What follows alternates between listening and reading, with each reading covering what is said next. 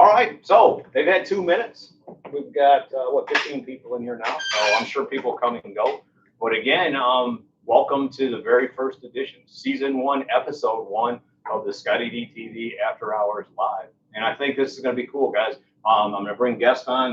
Will's like a brother to me, so I wanted to start here. He kind of guinea pig. That's right. And not only that, he's been around me for the last 5 or 6 years and really helped me out creatively. And he's never, like I said, he's always good about giving me tips. So I wanted him here to kind of help me walk through it. But if you don't mind, Will, the people that don't know, tell them, what got you started in hot rod? Well, I grew up in the back seat of a '56 Chevrolet, traveling the country with my dad. And well, not just my dad, my whole family. Right. Our vacations revolved around car shows. So I got to go to Disney World when I was a kid because there was a car show in Orlando. Right. I mean, that's just, NSA or something. it was the Classic Chevy International Convention in, I believe, 1985.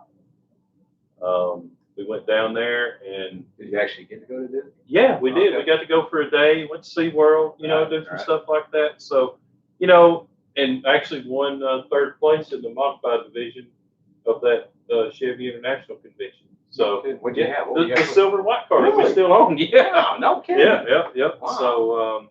So, so I grew up around this stuff, and going up through high school, I wanted to get into drag racing. So my dad, being the car fanatic he is, he's like, all right, let's get into drag racing. So he sold his street rod, we bought a drag car, we went drag racing. And so, during that whole time of high school, I was really into cars, and that's all I really wanted to do. I wanted to quit my senior year of football to go full-time drag racing. Oh, no. And my dad was like, nope, you're the starting tight end. That team needs you, and you don't quit on your team. So you go play football, and if this drag racing thing is going to be something, it'll still be there. So, I'm glad I did. Right. We wound up having a really, really good football team that year, and made it to the playoffs for the first time in several years. And done really well. And it was the right thing to do. Like you Yeah. said. And as you've grown older, you've seen now you don't want to quit on your team. Right. Exactly. So, so after high school, I wanted to build cars, and my dad was like, son, you really need to go to college. So I was like, man, I really want to go hot rod. So I was told I needed to go to college, really kind of forced into college. So found a school in the middle of nowhere, Kansas, McPherson. Which is in the middle of nowhere, United States. Right. It's in the middle of nowhere, States, right? nowhere and nowhere. Yeah. So there's actually a little college in McPherson, Kansas called McPherson College. It's the only college in the world, I believe, that you can get a degree in automobile restoration. So 18 years old, graduate high school, drive 1,000 miles halfway across the United States, and spend 2 years in McPherson, graduate with a degree in automobile restoration.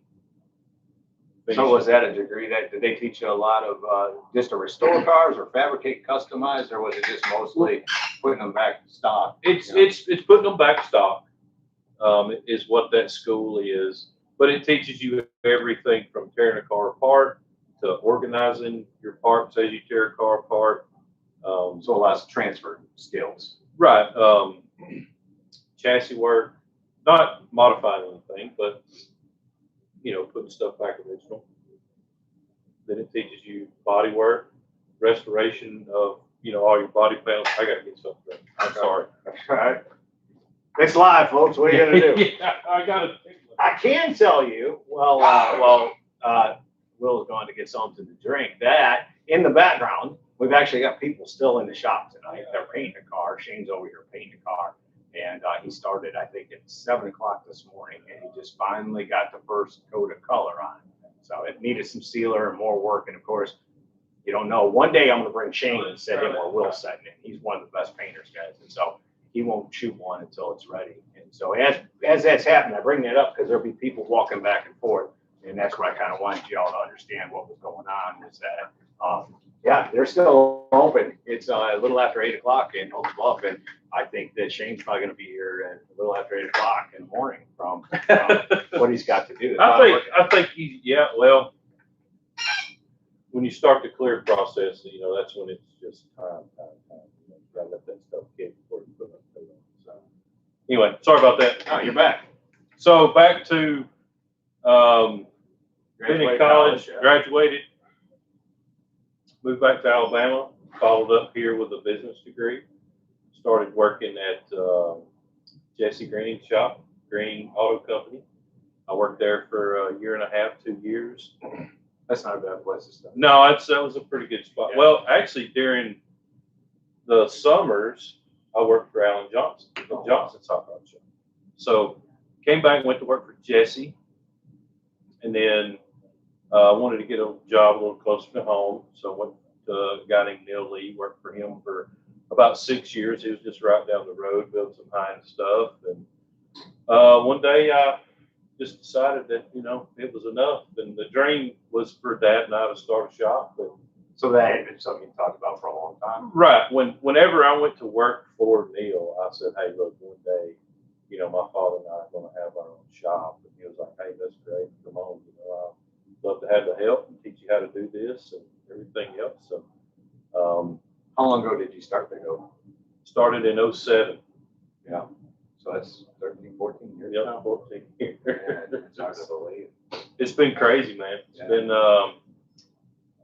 I mean, this was a dream, was to have a big shop and employees and, you know, build cars to compete for the Riddler and the Sloniker and go to SEMA and, you know, Good Guys Builder's Choice, and hell, ScottieDTV, you know, I mean, that stuff, that's a dream of a young builder. And unfortunately, a lot of shops never catch that break with that one customer, or, you know, lucky for us, we've had multiple customers like that. So, you know, I mean, some people call it luck, some people call it fortunate. You got to be able to do the work to create your good luck for those customers, you know. So, well, I think a lot of it has to do with you personally and your personality. yeah. You know, if somebody says they don't like Will Posey, then if they don't like me, that's understandable. A lot of people don't like me. But if they don't like Will, it's like, you know, I don't know. I don't trust him. My radar goes off because Will's a good guy. He's well respected in the industry. And people will come to me. I've had builders come to me and say, what do you think of something, Scottie? And I'll tell them that I'm not sure if I like it. And they'll say, what do I need to do to fix it? And I'll tell them, go talk to Will Posey. And, you know, and that's not being smart to them. I just think that that's their best avenue. And I've always said, all I know is tool. I don't know anything else. I don't know how to build it. I don't know how to make it. I just know whether you hit it or not. And Big Oaks hit it several times. Tell them some of the successes. You've had a car in Detroit, won a grade 8 with a dart. Yeah, I'll kind of start at the beginning here. Right. The very first car we ever built was a 1963 Ford Ranchero.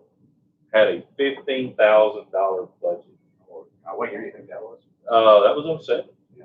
You know. Oh, so it was right for you when you opened the shop. That was my very first project. Now, was this shop this big? No, we started in basically the size of the room we're in right now. Right. Was the size of the shop that I started in, a 30 by 40. Okay. Out behind what's my house now. Right. So started there. I built this Ranchero for $15,000, which, you know, there's cars in this shop that have more than that spent on the wheels. You know, and that's to be clear that he's not laughing at somebody at $15,000. But right. When you get into this game, this level, especially today's world, 15 grand. I mean, yeah, that's not going to do much for you. That's a wheel change and maybe get your suspension right for you. Right. You know? And I'm not talking about adding air ride. I'm just talking about getting your springs right. Right.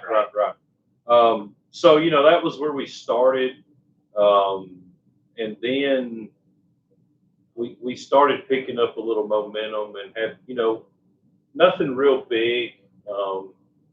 And a guy named Roger Raminger came to see me, and guy we've been in a car club with for a long time, and wanted me to build this 48 Ford Coupe.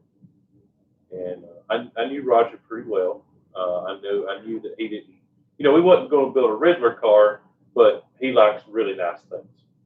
And so that was kind of the first car that came in that was going to be a nice car. So when What was it? It was a 48 Ford Coupe. So it's gonna be a street ride. It was a street ride. Yep. And about the time we started on that car, we started building the shop that we're in right now. So we felt pretty sure that, you know, this was going to last for a while. Actually, the part we're sitting in right now was a mini storage warehouse. So this section was already here, and we just added on the equipment room, That way. fab shop. Yep, I thought it went this way, but it went that way. right. Okay. So we took some of the little mini storage buildings and added on a little bit more and built this down here. Then we, you know, finished up Roger's car, and as that car was just about finished, Steve Contras. So Steve, right? Steve Contras, didn't know him from Adam. Guy with the front end, Tommy's front end shop down the road called. He goes, "Hey, can y'all put Narrowed A-arms on a 54 Chevy truck?" And we're like, "Yeah, it's, you know, pretty simple." So he goes, "I'm gonna send a guy over there." So this guy pulls in. You know, it's a nice day like today was. Doors are open. Dude, he just pulls his truck right in the shop. And I'm like, who's this a-hole think he is? You know, pulling in my shop like that. And so anyway, this guy gets out wearing sport shorts and a t-shirt. And I'm like, okay. And he asked about putting, you know, what can we do? You know, his tires are really just turning. I was like, man, some, you know, narrowed control arms and you'll be good to go. You know, $1,500 for parts, labor, and now a couple of little things you want to fix. He goes, "What's under that cover right there?" Well, it was Roger's coupe. It was just about ready to go to the interior shop. So I pulled the cover off of it. And he goes, "That's what my truck was supposed to look like. We just got it out of the shop in Bristol, Tennessee." And I was like, "Well, I don't want to hurt your feelings, but it's pretty far from that." And he goes, "What did it cost to get my truck looking like that?" So, you know, I shot him a high number, right? You know, and he goes, "Okay, do it." And I was like, "Well, wait a minute. Whoa. You know, so we finished up Roger's car. Took just a couple of good guys events that really didn't do anything. And that was when I really got a rude awakening of, you know, it's not really how good of a car you build, you know, and I hope people don't take this the wrong way. You got to build a good car, right? And you got to be at the right place at the right time. You got to play the game, and you got to know some people. That's right. You got to play the game. And you know, that was my first time ever showing a car at a Good Guys event to compete for an award. Right. You know, Dad and I have been going to Good Guys events for a long time, but we'd never built nothing high. A big award. Right. You weren't going for the Shine Award or something. Right. We're going for a Builder's Choice and Street Rod of the Year. And you have to enter that and bring it to it and say, basically, look at me. Right. Yeah. Right. And, you know, this car wasn't a car that really stood out in the crowd. You know, it wasn't one that was the sure cut winner. It was one that was kind of on the fence a little bit, but it was a really nice car. And so, you know, not really mad that we didn't win nothing, or, you know, we were just like, okay, all right. So you didn't win nothing? We wound up winning a Street Rodder Top 100. Oh, that's something. At Good Guys Columbus, and it got shot for Street Rodder magazine. Was that the first car you had in the magazine? First car I ever had in the magazine. And so Eric Geyser, if you're watching, man, I appreciate you, brother. He was the first. And so the next year we had Steve's truck finished. Okay, so you know, we've been going to a few Good Guys events and, you know, starting to put the face with some names and stuff. And so we finished Contras' truck, which is now owned by Dan Duffy. Oh, it's a dump truck. That's the dump truck. Dump truck. If you've not seen the dump truck, you'll want to check out the dump truck. And so we show up, we debut it in Nashville Good Guys. All right, we all know who picks Eric. Yeah, Bobby Alloway, and that's a tough one. Oh, yeah. I mean, you get an Alloway pick. Yeah. you got some. Oh, for sure. So he's hard on a guy. Oh yeah, and if you ask him, he's going to tell you why you did. He's not bashful. I absolutely love that. If you ask Bobby, hey, what do I need to do different to win a Bobby Alloway's Builder's Choice, he'll tell you. Right. You know, and so don't ask Bobby if you don't want to know the truth, because he's going to give it to you. So we show up, we debut it there, and it was one of those, you know, paint's drying in the trailer type of deals, you know. And I'll tell you one thing that Bobby don't like is a car that you show that's unfinished. You know, Like he wasted his time. Right, yeah. Right. You only get one debut. That's right. I'm with him. You only get one debut.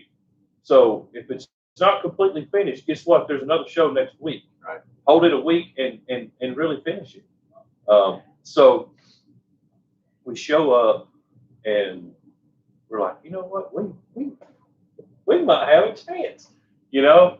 And I'll be damned, we get an Alloway pick at Nashville, and so of course that. Probably 10 or so, right? That was 10 or 11. I wish I could remember. So anyway, we'd never. All right, so after Nashville, we go to Columbus. Well, hell, we get a Truck of the Year finalist in Columbus. Oh man, the Duff truck is you know, kicking ass and taking names. Fell short of Truck of the Year by a little bit, but hey, you know, that's all right. And so then we go to Shades, and we take Roger's car, because we didn't take Roger's car to Shades the year before this. So we show up at Shades with Roger's 48 Ford Coupe and the Duff truck. All right. Never been to Shades before and shown a car for top 25, and both of those cars get top 25. And for y'all don't know, Bobby Alloway, this is his show now. He does a pick at the Good Guys show. This is actually Bobby Alloway's show, James is Best. And so the competition is crazy. People come from all over the world to get a top 25 from Bobby Alloway. Yep. And you saw me, you went in there in 2011 or so and pulled 2 of them. We pulled 2 the first time we were ever there. And I want to say something about Shades in the past. People around here bust Alloway's balls so hard about, oh, they're all pre-picked and you gotta beat Bobby's buddy, blah blah this and blah blah that. That's BS. Yeah. We showed up there. Bobby Alloway didn't know who I was for nothing. And I'd never met the man. Right. And show up and get 2. Right. I mean, that's crazy. So I wonder if anybody else has ever double dipped like that. I guarantee not. I bet not their first time there. Yeah, well, I bet not too. But I don't know that anybody's ever done that. You know. But anyway, that was, and it was like after that happened, man, like the floodgates opened. Right. You got your confidence on you at that point. You were thinking, I really can do this. Right. Yeah. Right. And then, you know, the dart. I mean, that was a really big one. Yeah. That's the car that won the Grade 8.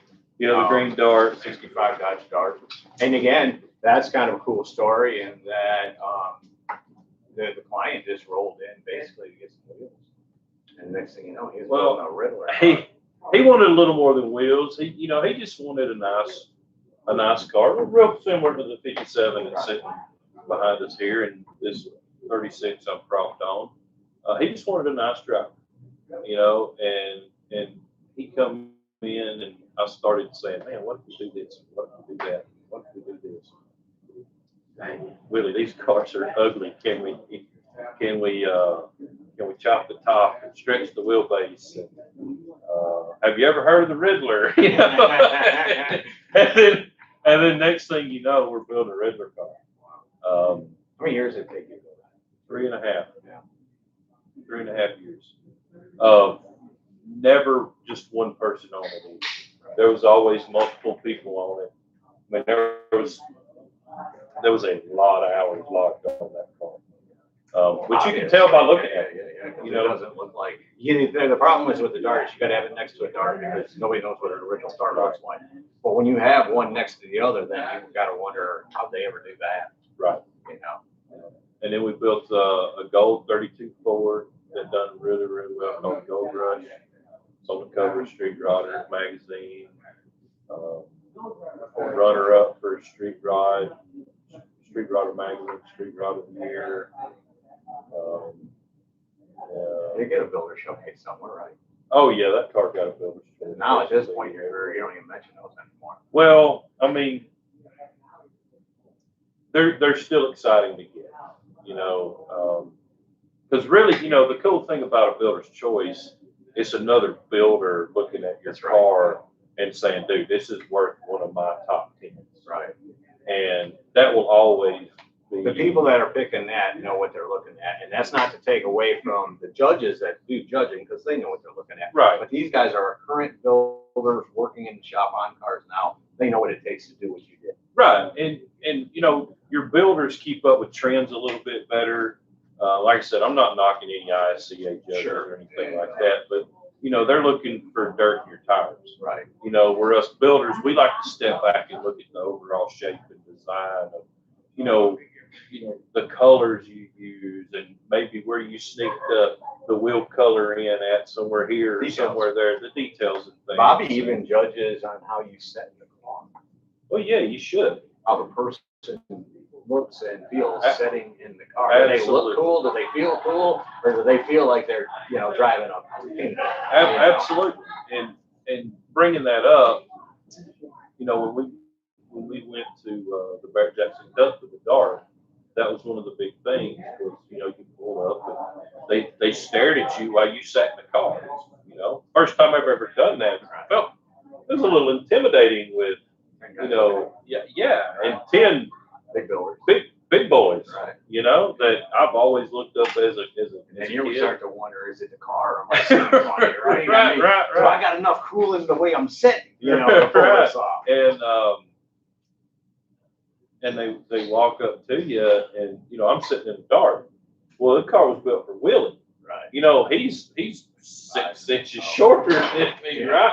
So my knees are kind of, you know, as far as where I'm sitting in the car, I look right. But when you walk up on me, I looked a little cramped, you know? And so they started asking me about that. And I was like, well, you know, it was built for a guy that's 6 inches shorter than me. And so they kind of gave me a pass.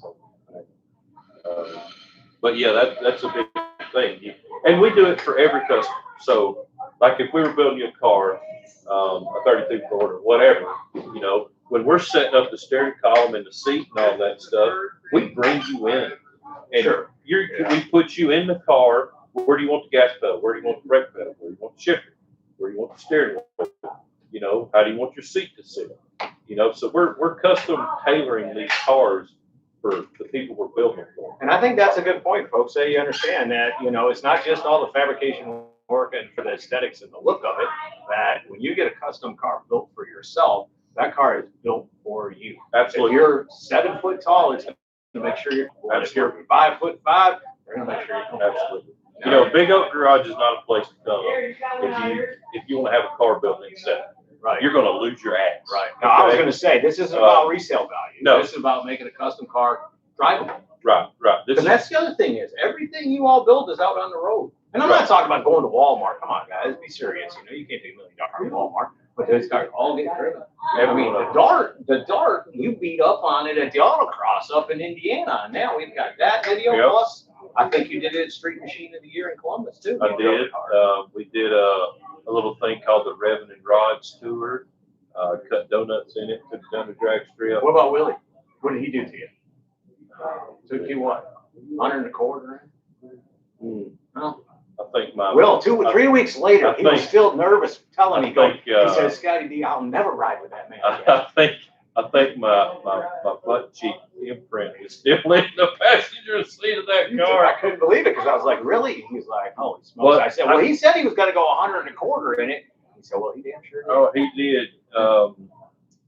In traffic in downtown. Well, part of it was my fault because I didn't have a speedometer program perfect. and that car was so smooth. You know, you get in a new Corvette and you don't realize that you're going 120 miles an hour. You think you're going 60.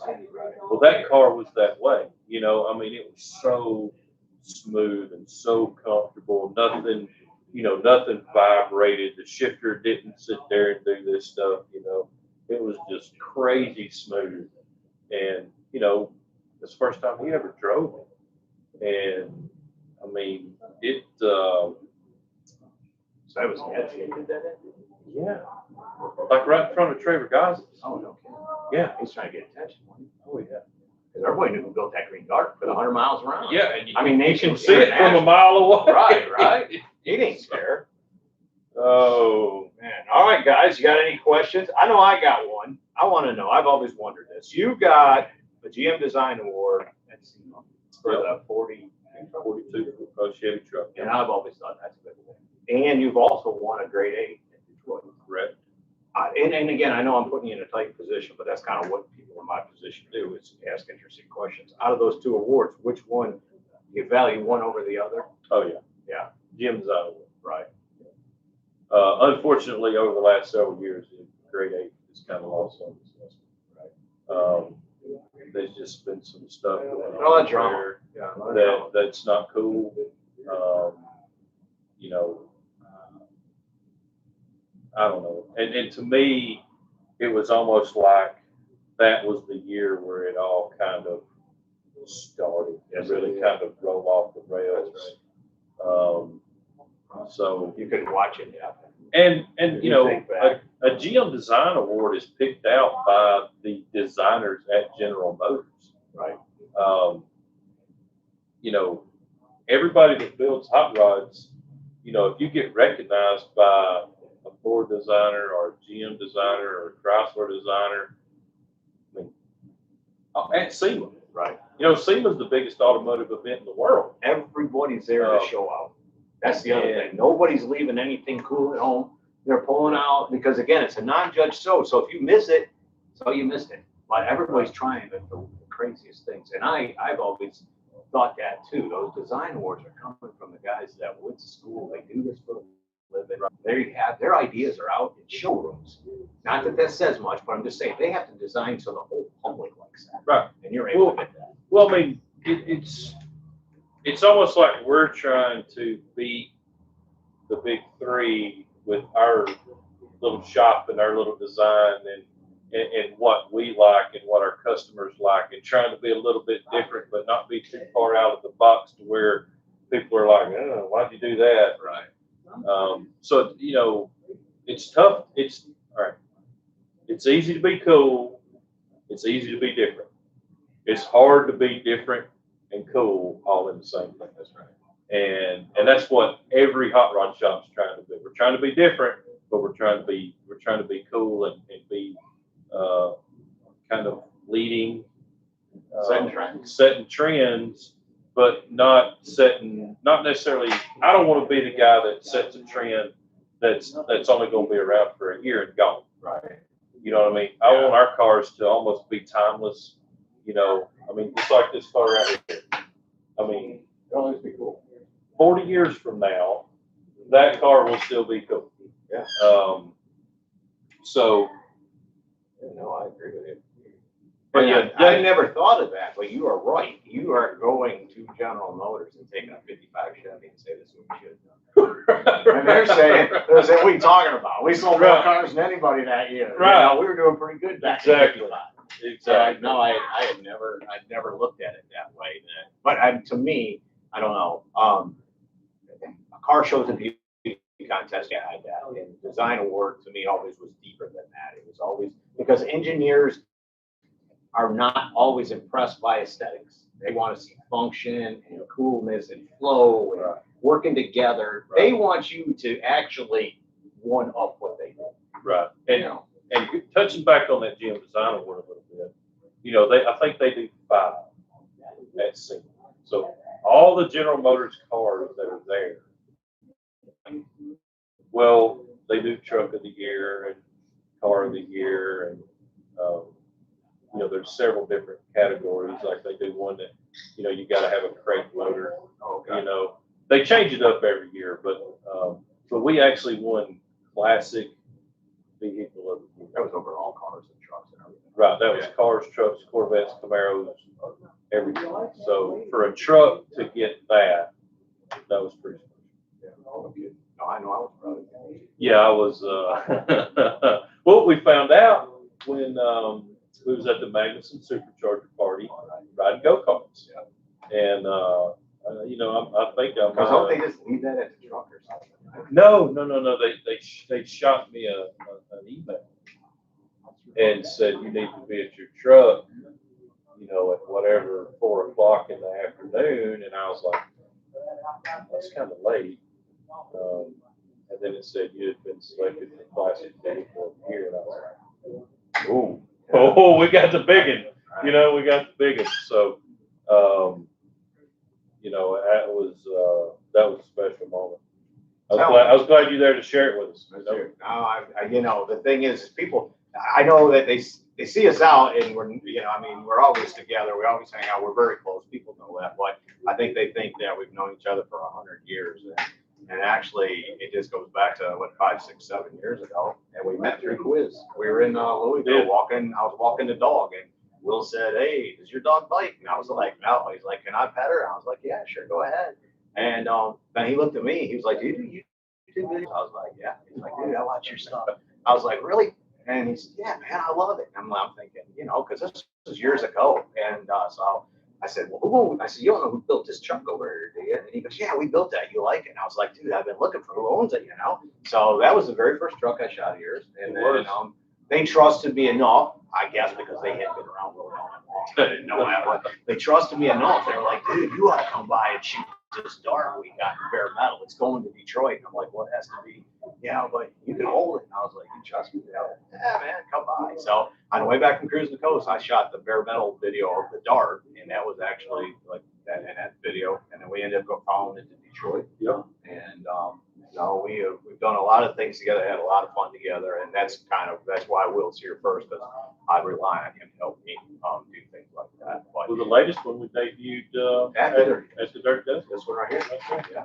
So speaking of debuts, we did a Facebook Live earlier as a shop tour, and as cool as it was, and I want to thank Big Oak and Will for letting us come in and do that. We had a lot of stuff undercover, Will, and we couldn't show. I mean, tell us, just give us a little something of what Big Oak's got coming and when. Well,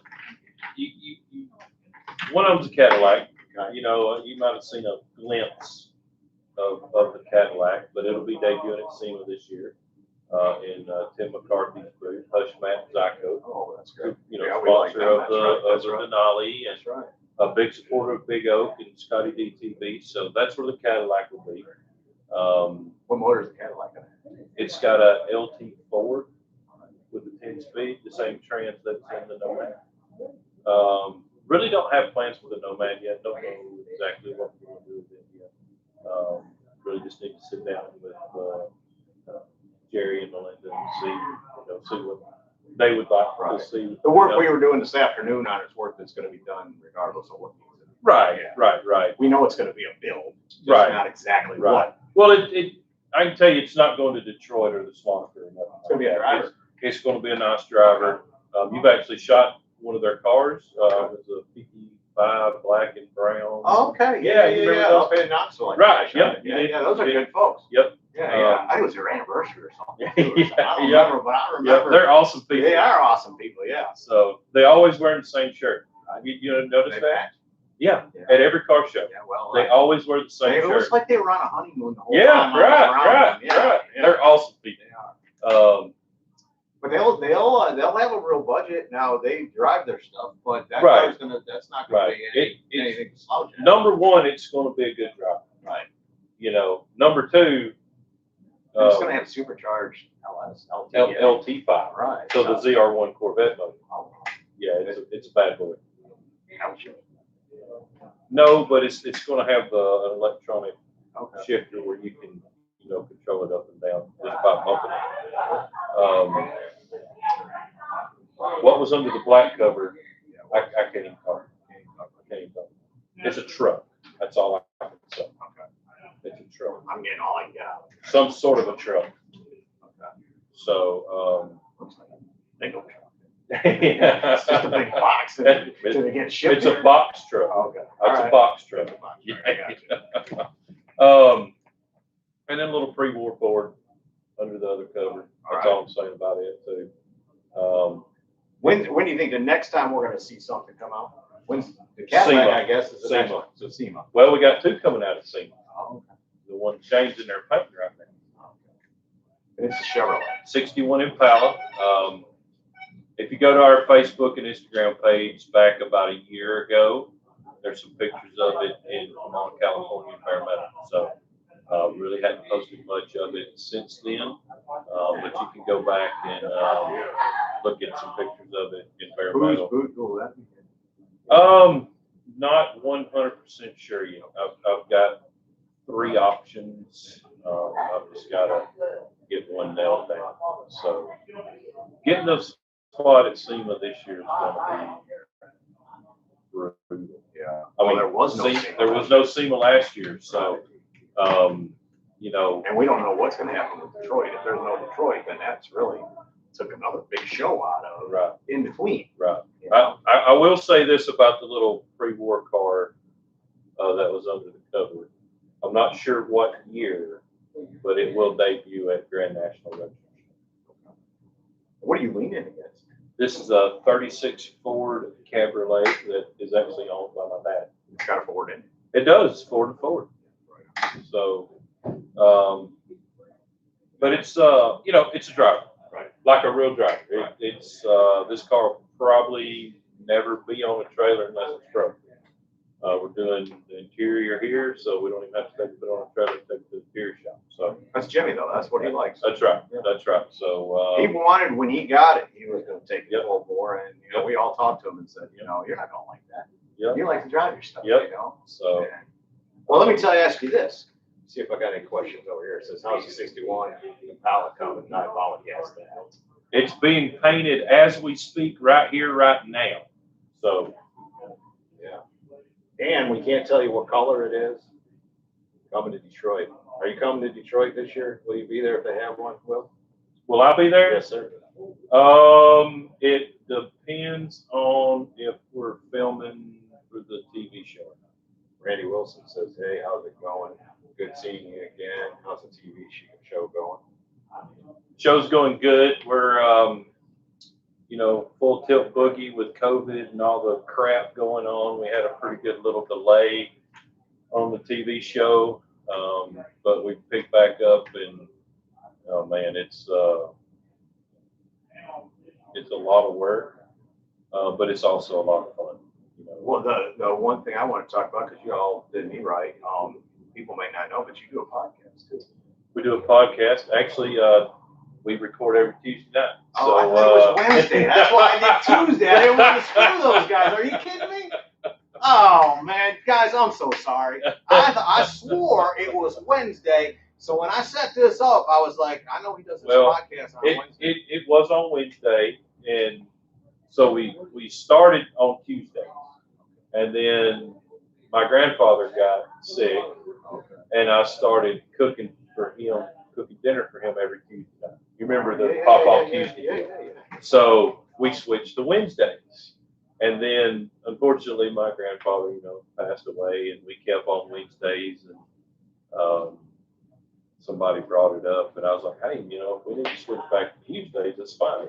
Because Tuesdays really work better for everybody. Oh, God. So we actually switched back to recording on Tuesdays, probably 4 months ago.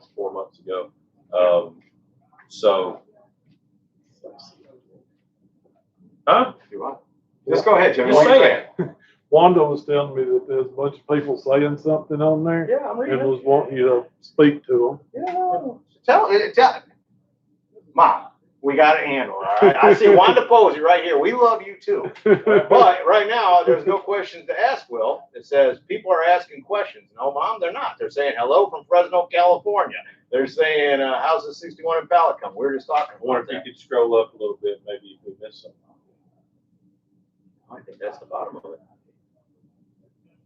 See, that's the top. Richard Hunter, awesome. me. Kyle said they was somebody from Brazil and somebody from California. Sorry, guys, look. You know, that mom, our mom, his mom, my adopted mom, she tries to keep us straight, and I love her to death. But I know that we got it. I got them right here, mom. And they, as soon as they ask a question, they like, well, somebody asks a question, so mom will be happy that we're answering your question. I don't care what it is, just make it respectful. But I got a question. All right. Out of all the cool stuff that you do, Bill, tell me, what is it you want to build? What is it? If you could get a client that just came in and said, here's a checkbook, Will, I don't care what it is, call me in 3 years, let me know what, come pick it up. What would you do? 1936 Ford, 3-window coupe. Really? Yeah, I want to build 2 of them. One of them one way and one of them another way. So, you don't, if you had to choose. It would be a mild custom. It would be kind of a tail dragger, finger skirt, chop top, channel, probably like a blown art flathead or something like that. I'm a traditional hot rod guy. That's what I really like. My personal favorite car, I hope this don't piss any of my customers off, but my personal favorite car that we've ever built. If there's one car that I could pick, and it'd be mine for the rest of my life, it'd be Gold Rush. Yeah. I know you really like that car. No air conditioning, no power steering, no radio. I mean, it's just a old school hot rod. I'm colorblind as a bat. I love bright colors, and well, and the thing is there's a lot of work in that car, but there's not as much, anywhere near as much work in that car as some of these other builds. I mean, No. You've done a really nice job of setting it up and doing some traditional tricking out to it, but right. I really love being creative and making changes to a car and people not knowing. There's a lot of that on this Impala that'll be coming out of the scene. I mean, we completely changed the roof line of it, which is, some people are going to love it. Some people are going to hate it. Well, you know what? Yeah. If you don't like it, you know what? It's not your car. And you can tell me you don't like it. It's not going to make me mad, but it's not your car. You didn't pay for it. So you don't have to like it. It's fine.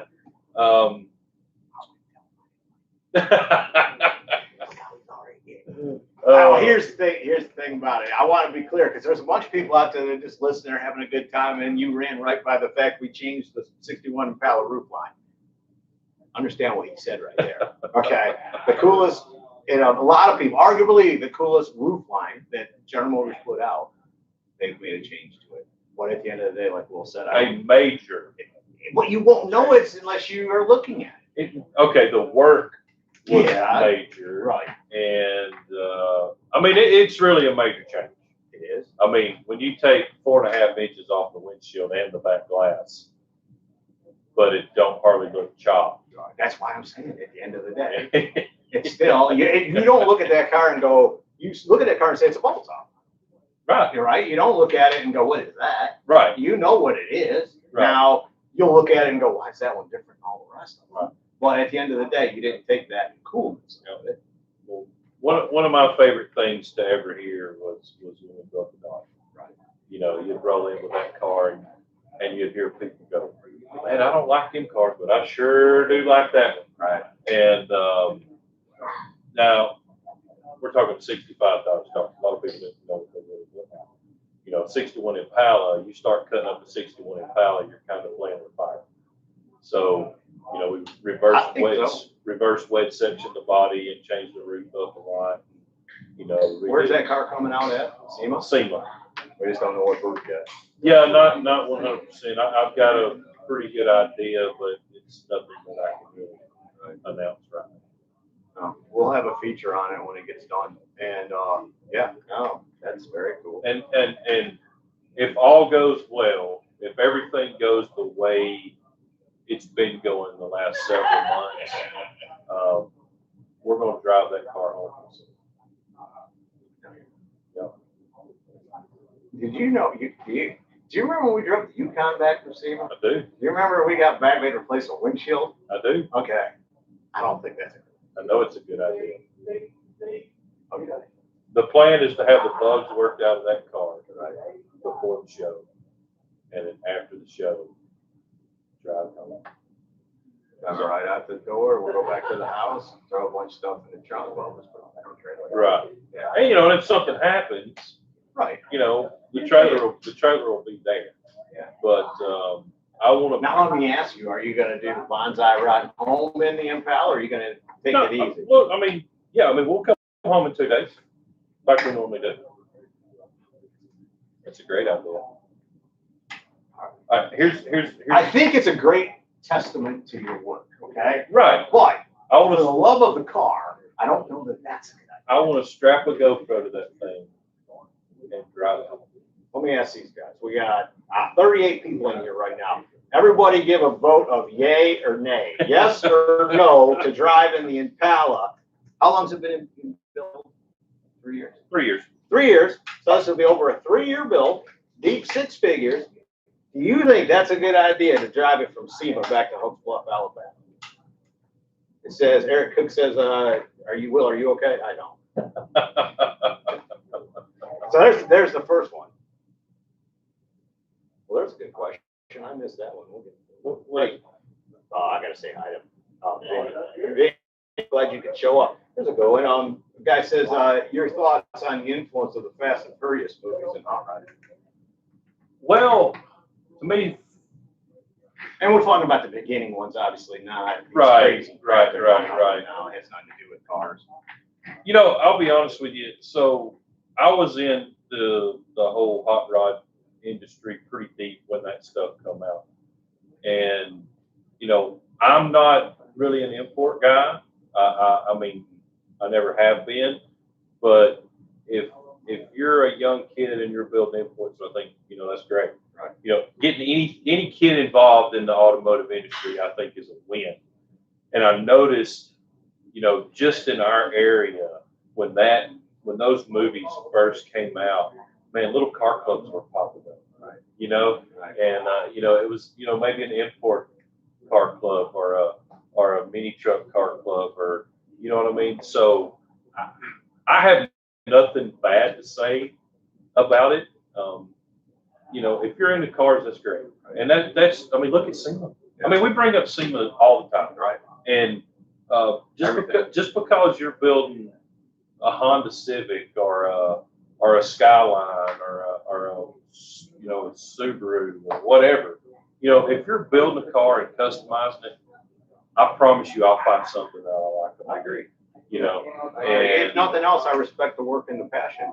Right. That's what I tell people too, you know, because everybody wants to judge people's cars. And, you know, sure enough, when we get alone and, you know, we're just in a small group, we talk about things that we like and we don't like. But at the end of the day, guys, that doesn't matter.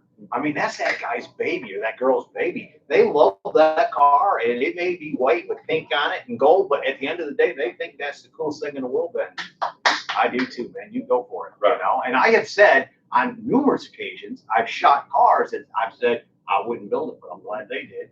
Because it's not something I would put my money into. But man, I still appreciate all the work and the way it looks. Absolutely. That kind of stuff. Absolutely. You know, I'm not a jacked up 4-wheel drive diesel truck guy. Right. You know what? But I would rather see a kid do that than sit at home playing video games. I agree with you. You know, I agree with you. So I try real hard not to talk bad about anybody that's, you know, customizing a car. Like I said, I don't like all of it. It's not necessarily my taste or my style, but you don't hate any of it. I don't hate any of it. Right. You know, now when you come by and I'm sitting at a red light and you blow your train horn, yeah. Oh yeah. I hate that. But or it's whatever, 3 o'clock in the morning, you're coming through a neighborhood with the horn light going on, right? You know what I'm saying? And right. What do you got? Which is, 60 you know, horsepower, this, you know? this car right here, you come through the neighborhood and popping it off. Yeah. You're going to piss some people off. No Yeah. matter if you like supercharged. But you got it, right? But I'm talking about the dude that's coming through like 72 horsepower. He's got it in second gear, wound up. You know? So, no, but you know, I mean, as far as the automotive industry, you know, from top to bottom, it's a good group. You know, whether you're into, you know, jacked up trucks or lowriders or, you know, 32 Fords, 57 Chevys, it doesn't matter. You know, they're generally really just good people. What advice would you give to a young person that wanted to get into this industry? You know, I get asked this question a lot, and the biggest thing you've got to have is passion. You've got to want it more than you want anything else. You know, there are places out there where you can go get an education, and then, you know, the best education you're going to get in a hot rod shop is working in a hot rod shop with, you know, guys like myself and, you know, Philip and Shane and Cameron and, you know, all the guys that work here that's been doing it a long time. But you got to really want to do it, because you're not going to get rich. Right. It takes longer than 7 days to build a car, too. I know TV says that, but yeah. Trust me, it's a long time between people standing around clapping, going, "Oh, you did a great job," because these things take a couple years to build. Well, I mean, just your regular, what we call cruising driver car. You know what I mean? Right. You're not even really pulling it off the chassis. You're just building a nice car to, you know, go to cruise nights and have fun with your family in. You know, it's 1,200 hours. Right. You got 1,200 hours. That's just labor. That's just labor. Right. You know what I mean? And so 1,200 hours to build a car.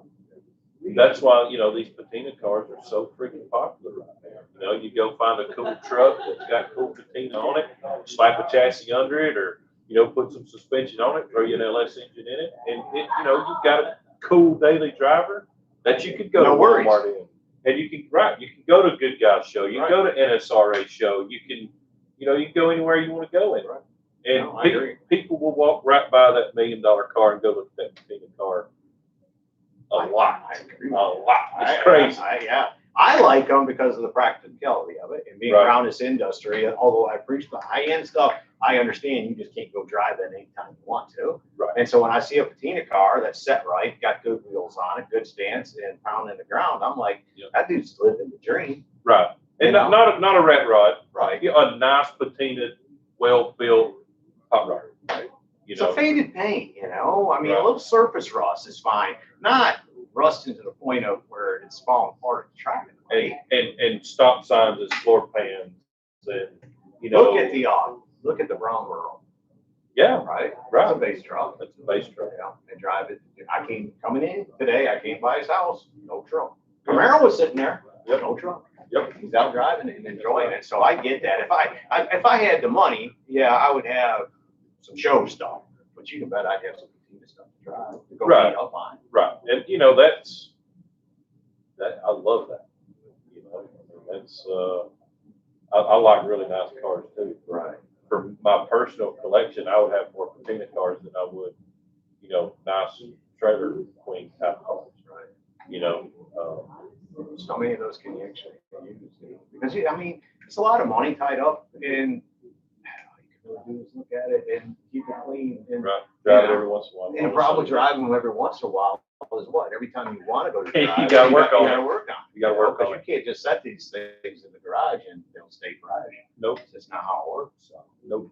Let's see if we got anything else. Actually, our survey is going your way, Mr. Posey.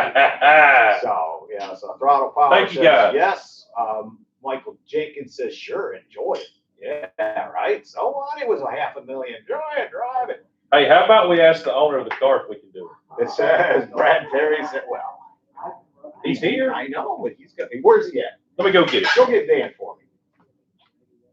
It says, enjoy what you build. That's what John Boyne said.